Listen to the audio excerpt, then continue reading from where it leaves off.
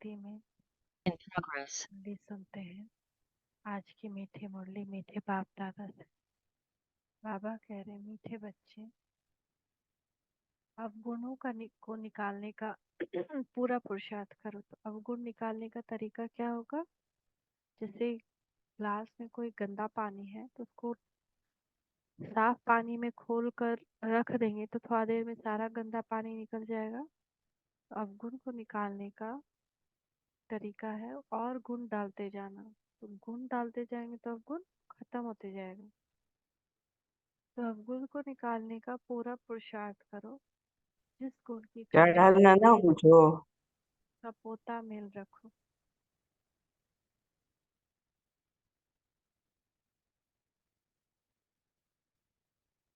है, एक सेकंड आ रहा है।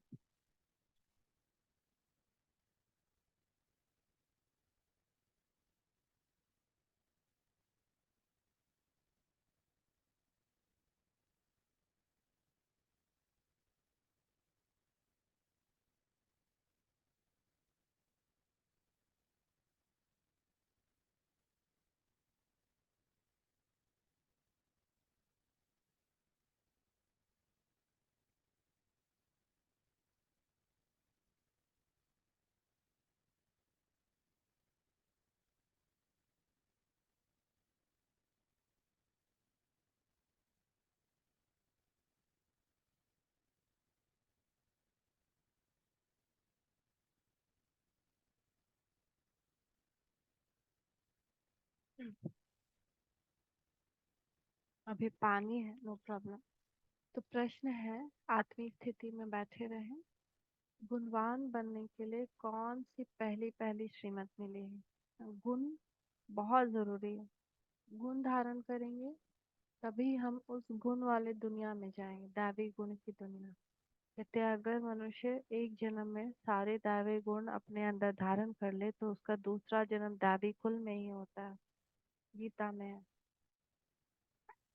और भगवान तो गीता का ज्ञान ही दे रहे हैं हमको, तो वो यही बोल रहे हैं कि जिस गुण की कमी है उसका पोता मिल रखना, यानी चार्ट रखना, मेरे अंदर कौन से गुण की कमी है।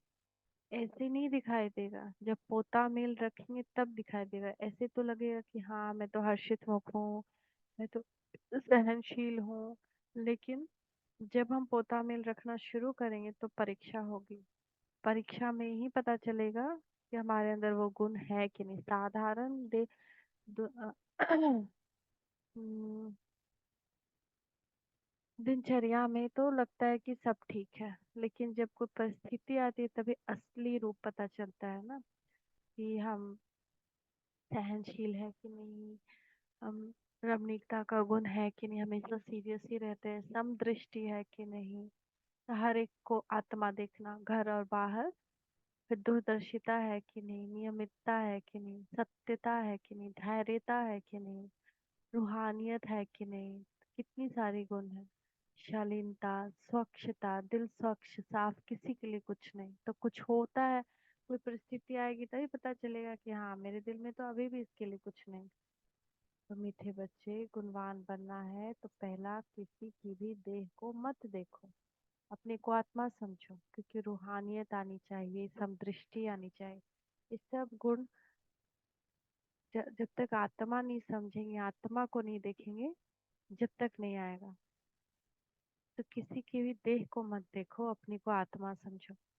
एक बाप से सुना, एक बाप को देखो, मनुष्य मत को नहीं देखो। एक बाप को ही देखना है, एक बाप से ही सुनना है, और किसी से कुछ नहीं सुनना। देह अभिमान के वश कोई एक्टिविटी ना हो जिससे बाप का व ब्राह्मण कुल का नाम बदनाम हो। उल्टी चलन वाले गुणवान नहीं बन सकते, उन्हें कुल कलंकित कहा जाता है। तो भगवान के बच्चे बनकर भगवान के कुल को कलंकित नहीं करना है।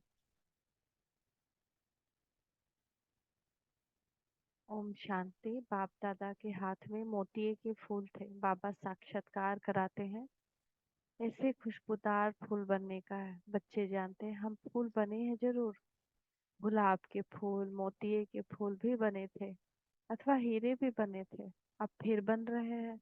यह सच्चे, आगे तो थे झूठे। झूठ ही झूठ, सच की रत्ती भी नहीं। अभी तुम सच्चे बनते हो तो फिर सच्चे में सब गुण भी चाहिए। जितने जिसमें गुण है उतना औरों को भी दान दे, आपस आप समान बना सकते। इसलिए बाप बच्चों को कहते रहते हैं, बच्चे पोता मेल रखो अपने गुणों का। हमारे में कोई अवगुण तो नहीं है। दैवी गुणों में क्या कमी है? रात को रोज अपना पोता मेल निकालो। दुनिया के मनुष्यों की तो बात ही अलग है। तुम अभी मनुष्य तो नहीं हो ना, तुम हो ब्राह्मण। भल मनुष्य तो सब मनुष्य हैं, परंतु हर एक के गुणों में चलन में फर्क पड़ता है। माया के राज्य में भी कोई कोई मनुष्य बहुत अच्छे गुणवान होते हैं, परंतु बाप को नहीं जानते।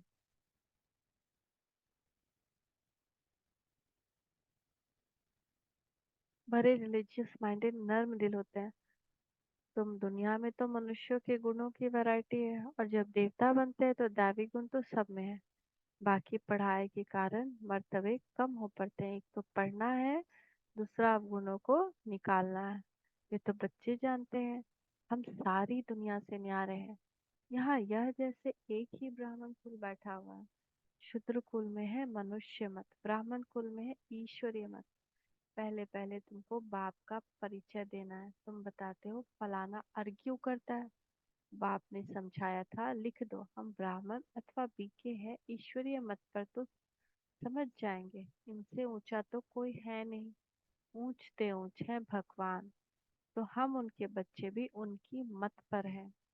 मनुष्य मत पर हम चलते नहीं, ईश्वरीय मत पर चल हम देवता बनते हैं। मनुष्य मत बिल्कुल छोड़ दिए, फिर तुमसे कोई अर्ग्यू कर न सके।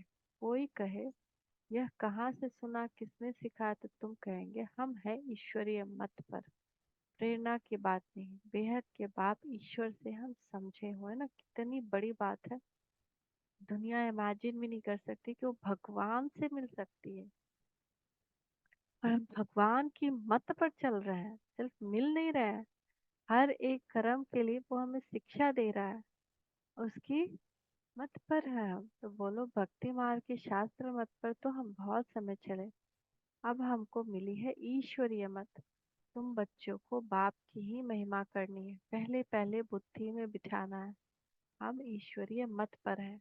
मनुष्य मत पर हम चलते नहीं, सुनते नहीं। ईश्वर ने कहा है hear no evil, see no evil, talk no evil, do no evil. मनुष्य मत। आत्मा को देखो, शरीर को नहीं देखो। यह तो पतित शरीर है, इनको देख क्या देखने का है? इन आंखों से यह नहीं देखो। यह शरीर तो पतित का पतित ही है। यहाँ के शरीर तो सुधरने नहीं है, और ही पुराने होने। दिन प्रतिदिन सुधरती है आत्मा। आत्मा ही अविनाशी, इसलिए बाप कहते हैं सी नो एविल। शरीर को भी नहीं देखना है, देह सहित देह के जो भी संबंध है उनको भूल जाना है। आत्मा को देखो, एक परमात्मा बाप से सुनो, इसमें ही मेहनत है। तुम फील करते हो यह बड़ी सब्जेक्ट है। जो होशियार होंगे उनको पद भी इतना ऊंचा मिलेगा। सेकंड में जीवन मुक्ति मिल सकती है। अगर पूरा पुरुषार्थ नहीं किया तो सजाएं भी बहुत खानी पड़ेगी। पूरा पुरुषार्थ कर रहे हैं कि नहीं, पहले ये चेक करिए कि दिन भर प्रैक्टिस। मैं आत्मा हूँ, आत्मा से बात कर रही हूँ। चाहे आप प्रत्यक्ष में बात कर रहे हो या परोक्ष में बात कर रहे हो, फिजिकली मिल रहे हो, फोन पे मिल रहे हो, सबको आत्मा देखकर बात करना। कर रहे हैं कि नहीं ये पुरुषार्थ? नहीं तो सजाएं बहुत खानी पड़ेगी। तो तुम बच्चे अंधों की लाठी बनते हो बाप का परिचय देने के लिए। आत्मा को देखा नहीं जाता, जाना जाता। आत्मा कितनी छोटी है। इस आकाश तत्व में देखो मनुष्य कितनी जगह लेते हैं। मनुष्य तो आते जाते रहते हैं ना, आत्मा कहीं आती जाती है क्या? आत्मा की कितनी छोटी सी जगह होगी। विचार की बात है, आत्माओं का झुंड होगा। शरीर की भेंट में आत्मा कितनी छोटी है, वो कितनी थोड़ी जगह लेगी। तुमको तो रहने के लिए बहुत जगह चाहिए। अभी तो बच्चे विशाल बुद्धि बने हो। बाप नई बातें समझाते हैं नई दुनिया के लिए, फिर बताने वाला भी नया है। मनुष्य तो सबसे रहम मांगते रहते हैं, अपने में ताकत नहीं। जो अपने पर रहम करे, तुमको ताकत मिलती है। तुमने बाप से वर्षा लिया है, और कोई को रहम दिल नहीं कहा जाता है। मनुष्य का कभी देवता नहीं कह सकते। रहम दिल एक ही बाप है जो मनुष्य को देवता बनाते, इसलिए कहते हैं परमपिता परमात्मा की महिमा अपरंपार है, उसका पारावार नहीं। अभी तुम जानते हो उनके रहम का पारावार नहीं है। बाबा जो नई दुनिया बनाते हैं उसमें सब कुछ नया होता है, मनुष्य पशु पक्षी सब सत्व प्रधान होते हैं। बाप ने समझाया तुम उच्च बनते हो तो तुम्हारा फर्नीचर भी ऐसा ऊंच ते ऊंच गया हुआ है। बाप को भी कहते हैं ऊंचे से ऊंचा, जिससे विश्व की बादशाही मिलती है। बाप साफ कहते हैं हम हथेली पर बहिष्ठ ले आता हूँ। वो लोग हथेली से केसर आदि निकालते हैं। यहाँ तो पढ़ाई की बात है, यह है सच्ची पढ़ाई। तुम समझते हो हम पढ़ रहे हैं, पाठशाला में आए हैं। पाठशालाएं तो तुम बहुत खोलो तो तुम्हारी एक्टिविटी को देखें। कोई फिर उल्टी चलन चलते हैं तो बदनाम करते हैं। देह अभिमान वाले की एक्टिविटी ही अलग होगी। देखेंगे ऐसी एक्टिविटी है तो फिर जैसे सब पर कलंक लग जाता है। समझते हैं इनकी एक्टिविटी में तो कोई फर्क नहीं है, तो गोया बाप की निंदा कराई ना। टाइम लगता है, सारा दोष उस पर आ जाता है। मैनर्स बहुत अच्छी चाहिए, तुम्हारे कैरेक्टर्स बदलने में कितना टाइम लगता है। तुम समझते हो कोई ना कोई के कैरेक्टर्स बहुत अच्छे फर्स्ट क्लास होते हैं, वह दिखाई भी पड़ेंगे। बाबा एक एक बच्चे को बैड देखते हैं, इनमें क्या खामी है जो निकलनी चाहिए। एक एक की जांच करते हैं, खामियां तो सब में है। तो बाप सबको देखते रहते हैं, रिजल्ट देखते रहते हैं।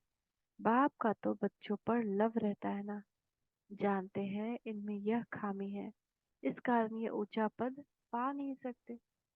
अगर खामियां नहीं निकली तो बड़ा मुश्किल है, देखने से ही मालूम पड़ जाता है। ये तो जानते हैं अभी टाइम पड़ा है, ये तो उस समय का बात है ना, अभी टाइम पड़ा है। 1968 67 एक एक की जांच करते बाप की नजर एक एक के गुणों पर पड़ेगी। पूछेंगे तुम्हारे में कोई अवगुण तो नहीं है। बाबा के आगे तो सच बताते हैं, कोई कोई को देहाभिमान रहता है तो नहीं बताते। बाप तो कहते रहते हैं आप ही जो करे सो देवता। जो खुद से अपने अंदर निकालने का पुरुषार्थ करे वो देवता, कहने से नहीं। जो कहने से करे वो मनुष्य, और जो कहने से भी ना करे वो डॉट डॉट डॉट।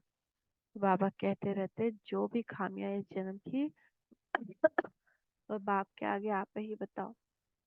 बाबा तो सबको कह देते हैं खामियां सर्जन को बतानी चाहिए, शरीर की बीमारी नहीं, अंदर की बीमारी बतानी। तुम्हारे पास अंदर में क्या क्या आसुरी ख्यालात रहते हैं, तो इस पर बाबा समझाएंगे। इस हालत में तुम इतना उच्च पद पा नहीं सकेंगे जब तक अवगुण निकले। अवगुण बहुत निंदा कराते हैं, मनुष्य को वहम पड़ता है भगवान इनको पढ़ाते हैं ना। अगर हमारे अंदर वो अवगुण देखेंगे तो सोचेंगे कि ये भगवान को पढ़ाते, भगवान इनको पढ़ाते हैं, है ना। बात करते करते ही हम परिवार के ही लोग कमेंट कर पाते हैं, ये देखो ये डेली मुरली सुनते हैं और अभी चिल्ला रहे हैं। तो भगवान का निंदा कराते हैं ना, ये तो मुरली सुनते हैं, ये तो भगवान से पढ़ते हैं और इनकी चाल चलन ऐसी। तो भगवान तो नाम रूप से प्यारा है, सर्वव्यापी है, वह इनको कैसे पढ़ाएंगे, इनकी चलन कैसी है। तो बाप कहते हैं, बाप जानते हैं तुम्हारे गुण कैसे फर्स्ट क्लास होने चाहिए। अवगुण छिपा देंगे तो कोई को इतना तेल नहीं लगेगा, इसलिए जितना हो सके अपने में जो अवगुण है उनको निकालते जाओ। नोट करो हमारे में यह खामी है तो दिल अंदर खाएगी। घाटा पड़ता है तो दिल खाती है, व्यापारी लोग अपना खाता रोज निकालते हैं, आज कितना फायदा हुआ रोज का खाता देखते हैं। जब बाप भी कहते हैं रोज अपनी चाल देखो, नहीं तो अपना नुकसान कर देंगे, बाप की पद इज्जत गवा देंगे। इसीलिए पोता मेल रखना बहुत जरूरी है, नहीं तो रात में खा पी के बेड पे पड़े सो गए। कल तो इतना थके कि चेयर पे ही सो गए, सोचे अब लिखते हैं पोता मेल। कब नींद आ गया पता ही नहीं, सुबह नींद खुला चेयर पे ही थे। तो गुरु की निंदा कराने वाला ठौर न पाए। देह अभिमानी ठौर नहीं पा सकते, कहीं ठिकाना नहीं मिलेगा। भागते रह जाएं, कहाँ छिपे, क्या करें। देह अभिमानी अच्छी ठौर पाएंगे। देह अभिमानी बनने के लिए ही सब पुरुषार्थ करते हैं, दिन प्रतिदिन सुधरते जाते हैं। तो आज बाबा की जो आज्ञा है उसको मानेंगे तो दुआएं मिलेंगी। तो आज फिर से माँ बाप की दुआएं कमाने का चांस है। तो देह अभिमान के जो कर्तव्य होते हैं उनको काटते रहना है। देह अभिमान से पाप जरूर होता है, इसीलिए देही अभिमानी बनते रहो, है ना। आत्मा बन के रहते रहेंगे तो एक दिन एकदम वो आत्मिक स्थिति मेंटेन हो जाएगी।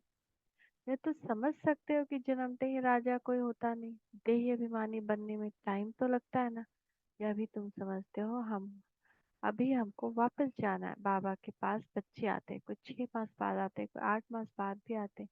तो बाबा देखते हैं इनमें क्या उन्नति हुई है, दिन प्रतिदिन कुछ सुधरते रहते हैं या कुछ दाल में काला है। वही चलते चलते पढ़ाई छोड़ देते हैं। बाबा कहते हैं यह क्या, भगवान तुमको पढ़ाते हैं, भगवान भगवती बनाने के लिए ऐसी पढ़ाई तुम छोड़ देते हो। अरे, वर्ल्ड फादर गॉड फादर पढ़ाते हैं, इसमें एब्सेंट। माया कितनी प्रबल है ना, आज कोई एब्सेंट है? शायद बाबा उसके लिए बोल रहे हैं। फर्स्ट क्लास पढ़ाई से तुम्हारा मुख मोड़ देती है। बहुत है जो चलते रहते हैं फिर पढ़ाई को लात मार देते हैं। ये तो तुम समझते हो कि अब हमारा मुंह है स्वर्ग की तरफ, लात है नर्क की तरफ। तुम हो संगम युगी ब्राह्मण। यह पुरानी रावण की दुनिया है। हम वाया शांति धाम सुख धाम तरफ जाएंगे। बच्चों को यही याद रखना पड़े, टाइम बहुत कम है, कल भी शरीर छूट सकता है। बाप की याद नहीं होगी तो फिर अंत काल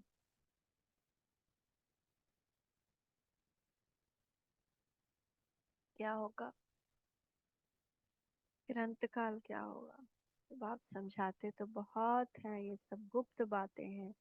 नॉलेज भी गुप्त है, ये भी जानते हैं कि कल पहले जिसने जितना पुरुषार्थ किया वही कर रहे हैं। ड्रामानुसार बाप भी कल पहले मुआफिक समझाते रहते, इसमें फर्क नहीं पड़ सकता। बाप को याद करते रहो तो तुम्हारे विकर्म विनाश होते जाएं। सजा नहीं खानी चाहिए। बाप के सामने सजाएं बैठ खाएंगे तो बाप क्या कहेंगे? तुमने साक्षात्कार भी किए हैं, उस समय माफ नहीं कर सकते। इन द्वारा बाप पढ़ाते हैं तो इनका ही साक्षात्कार होगा। इन द्वारा वहां भी समझाते रहेंगे, तुमने यह किया, फिर उस समय रोएंगे, चिल्लाएंगे, अफसोस करेंगे, है ना। तो बाप दादा इन ब्रह्मा बाबा के शरीर से ही बाबा धर्मराज का रूप भी प्रत्यक्ष करेंगे। तब क्या करेंगे हम? अगर हमने आज मेहनत नहीं की तो तब रोएंगे, चिल्लाएंगे, अफसोस करेंगे। बिगड़ साक्षात्कार सजा दे न सके, कहेंगे तुमको इतना पढ़ाते थे फिर ऐसे ऐसे काम किए। तुम भी समझते हो रावण की मत पर हमने कितने पाप किए, पूज्य से पुजारी बन पड़े हैं। पाप को सर्वव्यापी कहते आए, यह तो पहले नंबर की इंसल्ट है। इसका हिसाब किताब भी बहुत है ना। बाबा की हमने क्या कह दिया, सर्वव्यापी। और बाबा कह रहे ये पहले नंबर की इंसल्ट है, इसका भी हिसाब किताब बहुत है। बाप उलाहना देते, तुमने अपने को कैसे चमाट मारी। भारतवासी कितने गिरे, बाप आकर समझाते अभी तुमको कितनी समझ मिली है। तो भी नंबर वार समझते हैं ड्रामा अनुसार। आगे भी इस समय तक के क्लास की यह रिजल्ट थी। बाप बताएंगे तो सही ना। तो बच्चे अपनी उन्नति करते रहे। माया ऐसी है जो देही अभिमानी रहने नहीं देती। यही बड़ी सब्जेक्ट है। बार बार माया परिस्थिति लाएगी देह अभिमान में आने का।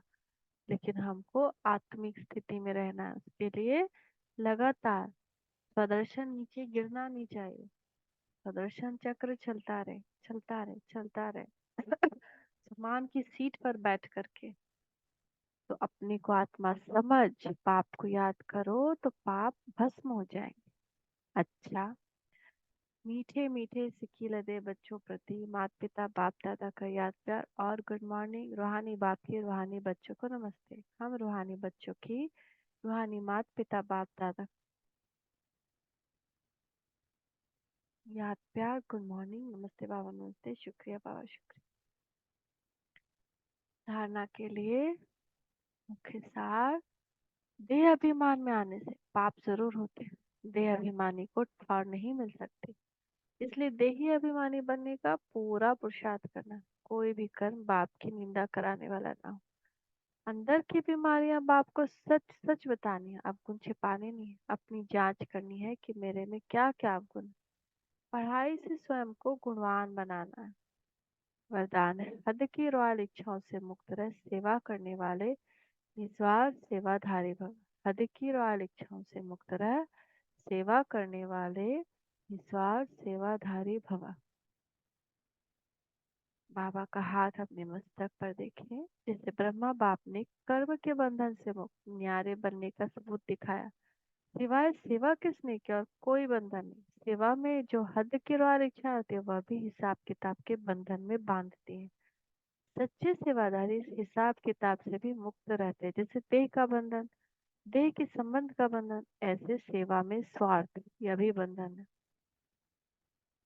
इस बंधन से वह रॉयल हिसाब किताब से भी मुक्त निस्वार्थ सेवाधारी बनो। जैसे टीवी पे सेवा करके टीवी पे आने का ख्याल रहे, या कहीं पे मान सम्मान इज्जत पाने का ख्याल रहे, या कोई क्रेडिट लेने का ख्याल रहे, तो ये सब हिसाब किताब बनाता है। तो सेवा करते भी हर चीज से न्यारे प्यारे कुछ नहीं चाहिए। स्लोगन है वायदों को फाइल में नहीं रखो, फाइनल बनकर दिखाओ। तो वायदा हम कर लेते हैं और फिर वायदों की फाइल बनती जाती है। आज ये वादा किया, कल वो वादा किया। बाबा कह रहे फाइनल बनकर वैसा दिखाओ। थैंक यू बाबा। ओम शांति।